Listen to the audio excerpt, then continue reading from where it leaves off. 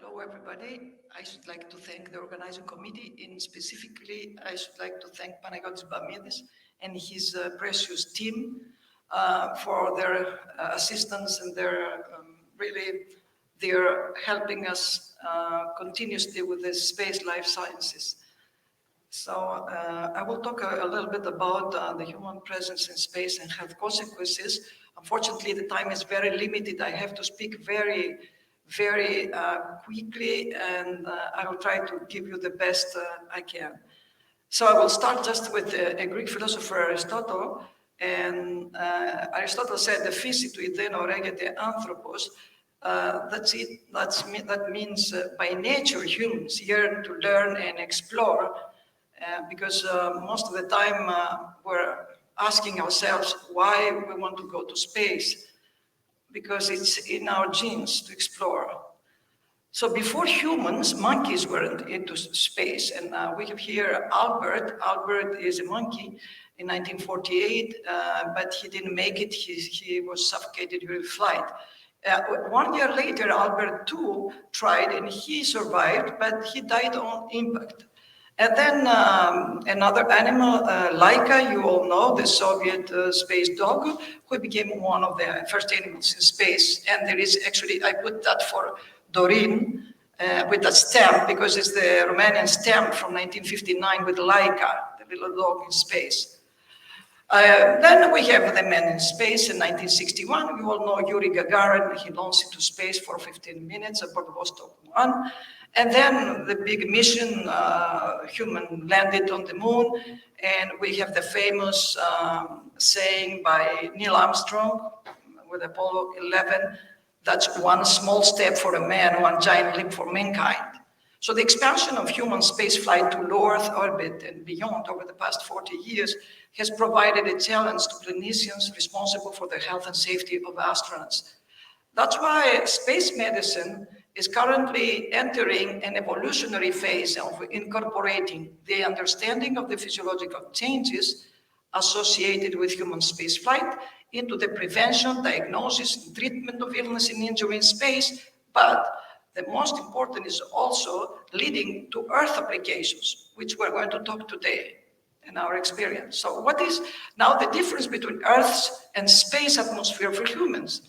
So if we look at Mars and Earth, we can see that there are several differences, but one of the main differences is oxygen, which is very low and very important for us, and then gravity. Gravity is very low on Mars. So what is gravity? What is weightlessness? And what is microgravity? All life on Earth evolved to live with the Earth's gravity, and humans are no exception. So as a result, human muscles, bones, various systems depend on gravity to function properly. So gravity is a force of attraction that exists between any two masses, any two bodies, or any two particles. It's the attraction that exists between all objects. And this is Newton's finding in 1600 when he watched an apple falling from the tree, and he said, well, that's the force that pulled the apple. The force that pulled the apple to the ground was the same force that keeps the moon and Earth on its orbit. And every object, whatever the mass is, just have an acceleration, the same acceleration, 9.8 meters per second square. And the reliance of the human body on gravity is clearly seen when gravity is removed. So when we have objects moving away each other, then this force is decreasing. And then you come up to a point where it's zero. So microgravity, I don't know, is that okay? Microgravity is the attraction that one object has to another, but to a lesser degree.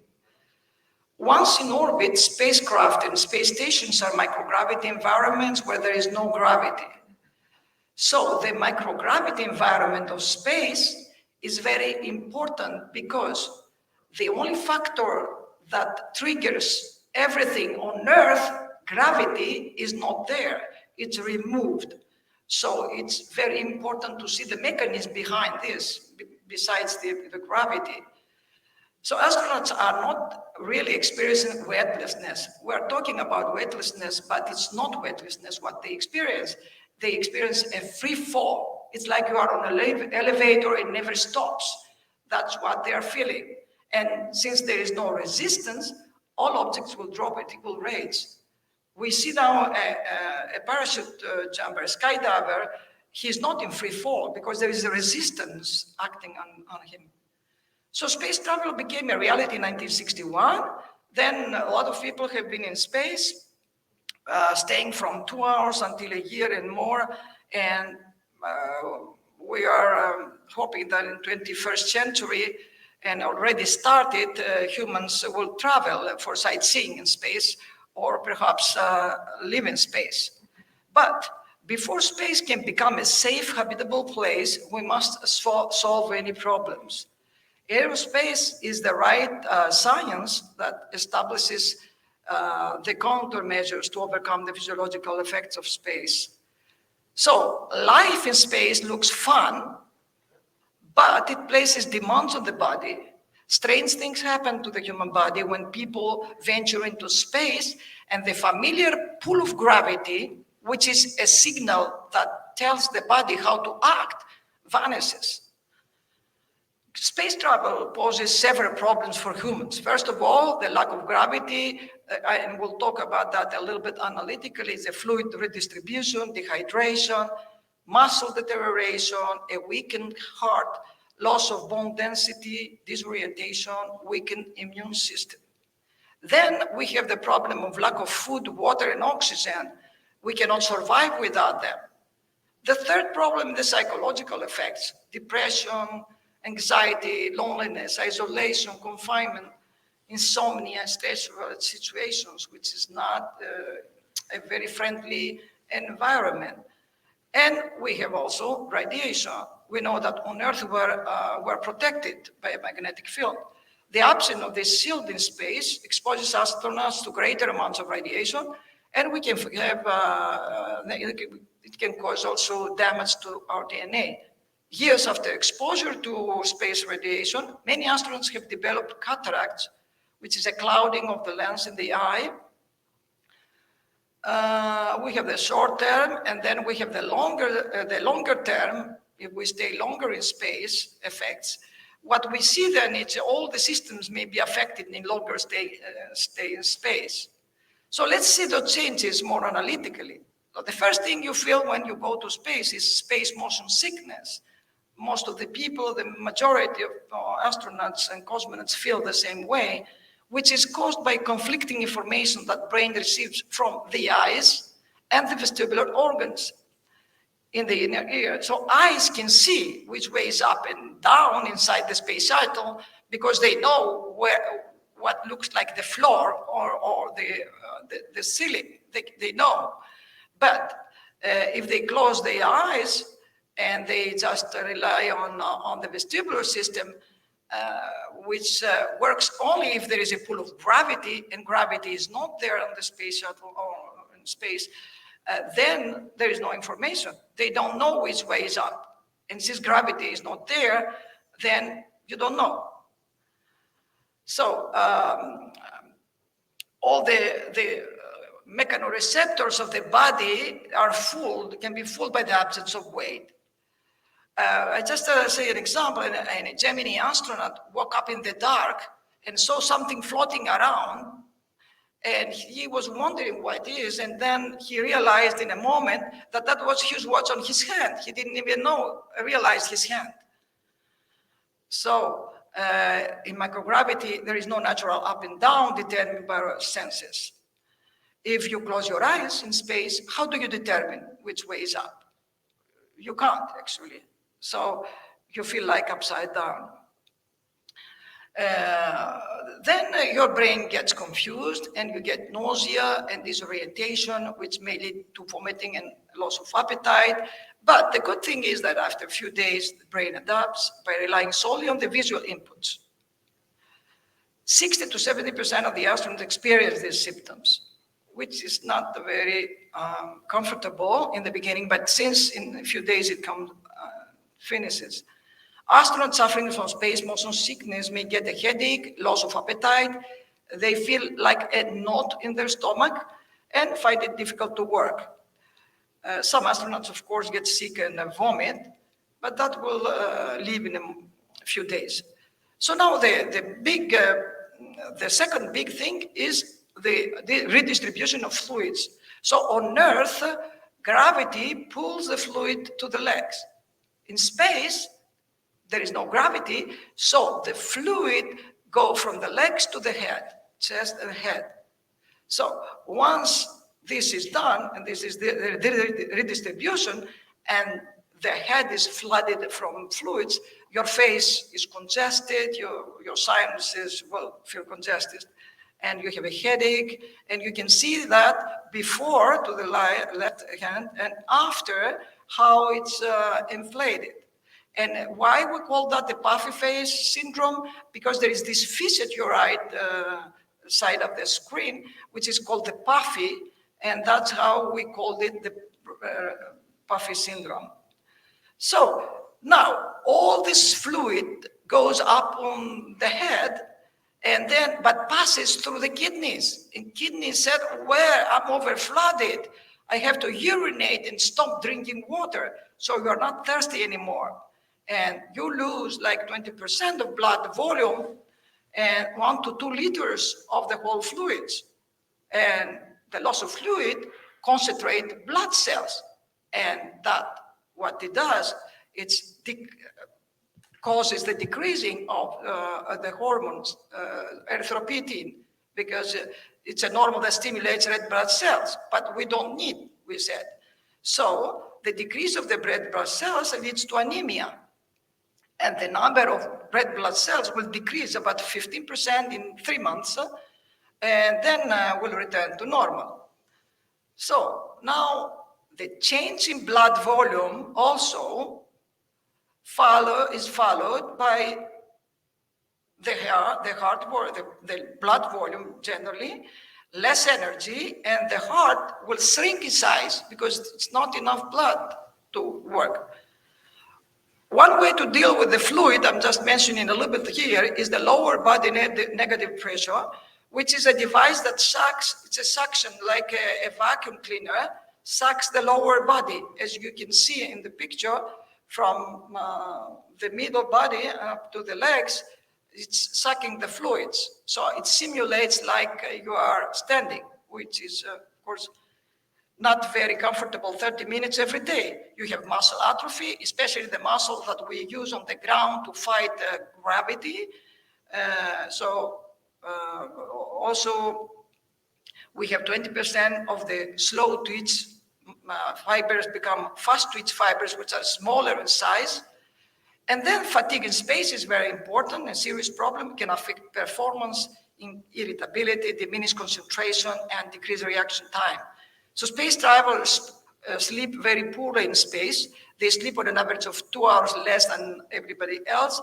And we know additionally that there is a circadian rhythm disturbance due to sun rises and sets every 90 minutes, not every 24 hours, which adds to their sleeplessness. And I have here a very nice graph. It shows how the systems are acclimated to microgravity at a different rate. Once you go to space, you can see that in a few days, neurovestibular system gets to adapt. Fluids and electrolytes afterwards, cardiovascular system, red blood cells, all of the systems, but one system is very problematic, and that's the blue line. The blue line is the bone and calcium metabolism. This is a huge problem in space. So we know we need gravity if we want to work it, but can we buy a pill? Of course not. There is no pill of gravity.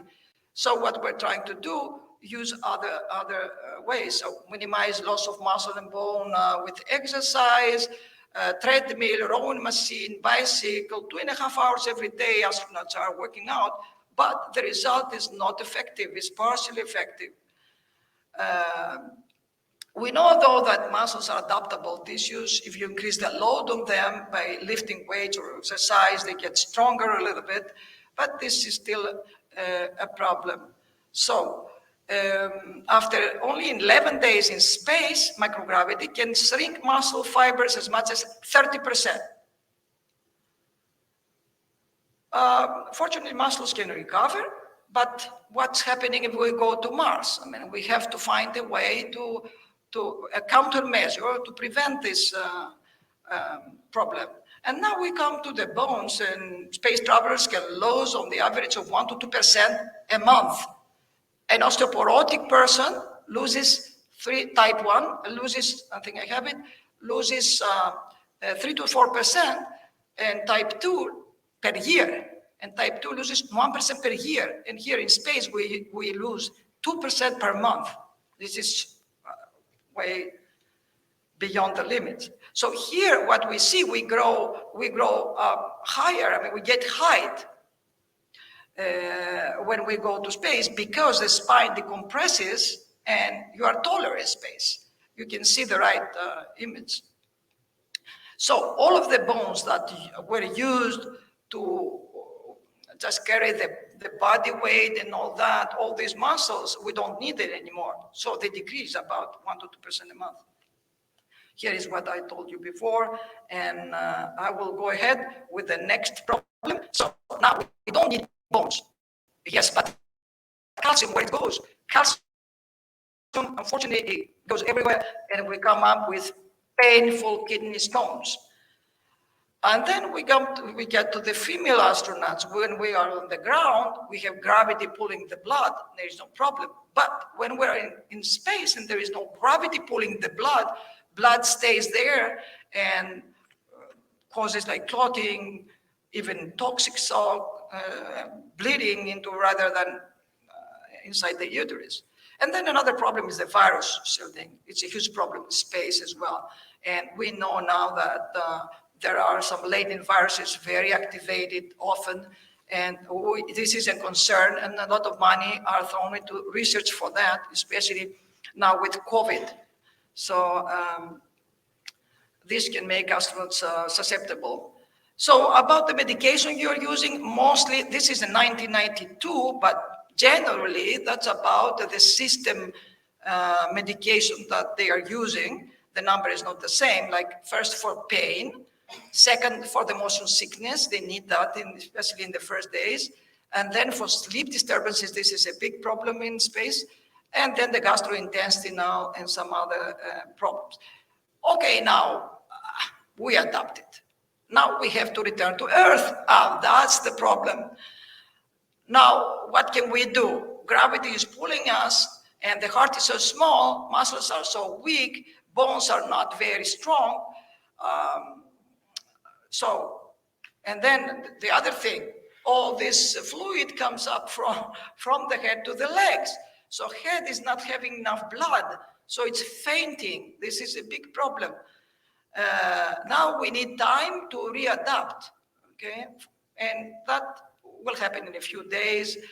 And then blood volume is restored, and then gives the right signal to the hormone, and then to our brain, and then we drink again, and things come back to reality, to the before flight.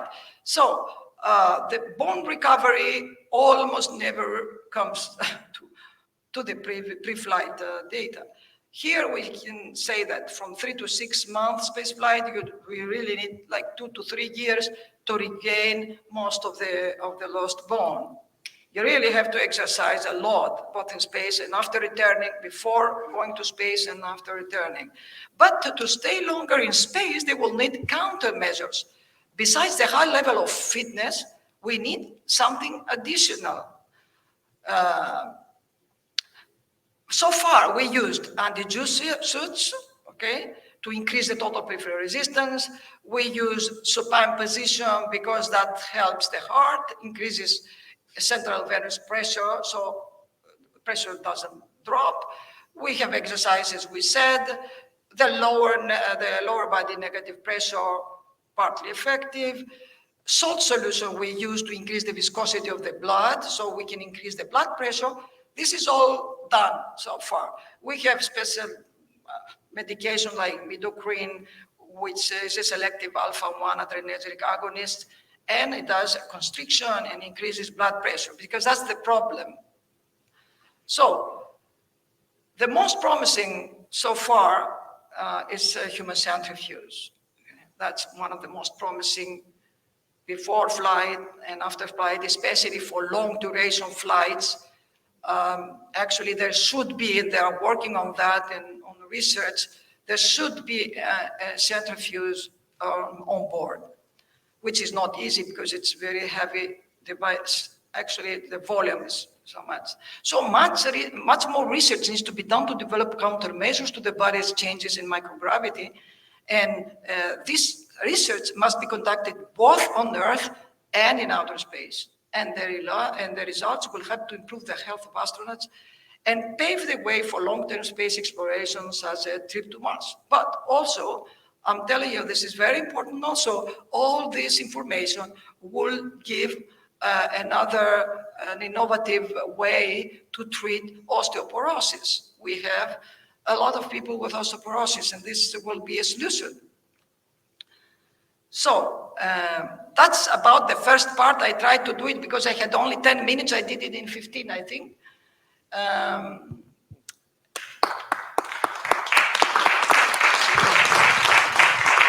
Thank you. Thank you very much, Chrysula. I think we'll switch into the next presentation by... Yes. Okay, and I will continue later. You continue later on, yes. Okay, so it's a great pleasure.